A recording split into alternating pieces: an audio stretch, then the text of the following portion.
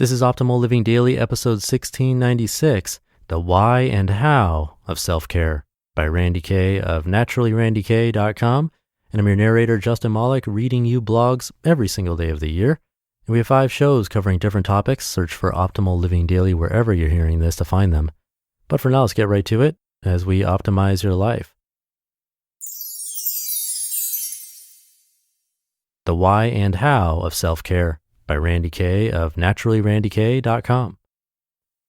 As you can gather, I think a lot about taking care of yourself, and I care a lot about it. I want to shout about it from the rooftops. I want to hug you and bless you with self-care blessings.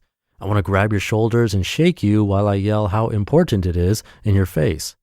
But I shall take a more humble, write it in a blog route at the moment and dig a little deeper into why it's so important and some simple ways to get started. Talk to yourself. Our bodies are constantly communicating, be it different body systems working together, the body language we exude, or verbal conversations. But one of the most important conversations that we tend to neglect is consciously checking in with ourselves.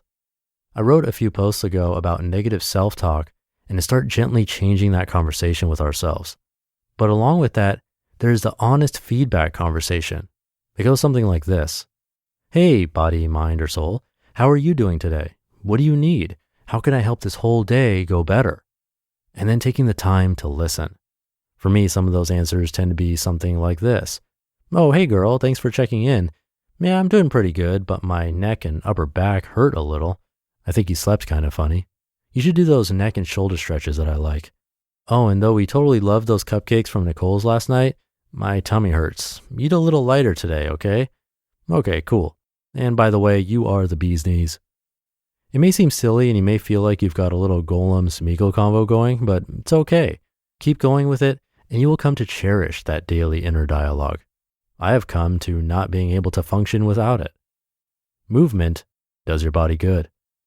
This may seem like an obvious one, but your body needs to move.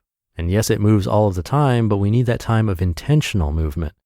The benefits of exercise and stretching are endless.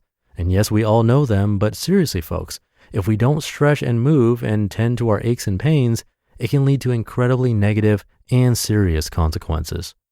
A favorite quote of mine that is known in the yoga therapy world is, quote, if you listen to your body whisper, then you don't have to hear it scream, end quote. And that touches on my first daily convo point as well. Those first twinges and whispers of body discomfort is our body's way of warning us, of saying, hey, let's do something about this or else it's going to get worse and lead to a torn rotator cuff or knee injury or heart attack or who knows what else. One of my new favorite quotes is by Core Fusion co-founder Fred DeVito, quote, embrace movement as an essential part of being alive, end quote. We weren't created to sit at desks and stare at screens for 8+ hours a day. I'll save that soapbox for another time, but self-care is how we counter that ever-increasing way of life.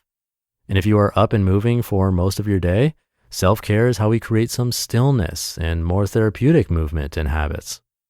Fill your own cup first, so you have something to pour. In our culture, there is a glorification of busy. There's a glorification of sacrifice and struggle. While I think being busy and sacrificing and struggling are important parts of life in their own ways, it's gotten out of balance. I've heard almost every excuse in the book as to why people can't do self-care. It's so hard with kids. They need me. I never get a moment to myself. I don't have time at work. I'm so tired by the end of the day. My dog ate my homework. Okay, not that last one, but they all sound like silly excuses to me. What people don't understand, and this is usually the self-care point that makes me want to shake people and yell in a loving way, of course, is that by taking time for yourself every day, even if it's just 5 minutes of deep breathing and grounding, will make you a better partner, parent, friend, employer, employee, everything. You need to fill your own cup.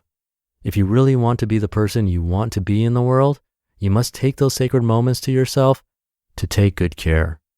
And not only will you be able to serve others better, but you'll have valuable coping tools like a healthy body, healthy breathing habits, self-love and confidence, etc., to deal with stresses and traumas that will happen in life.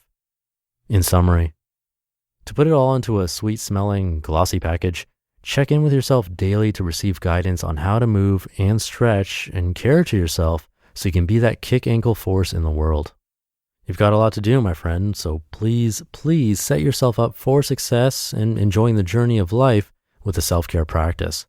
And if my reasons don't do it for you, tune into your own why.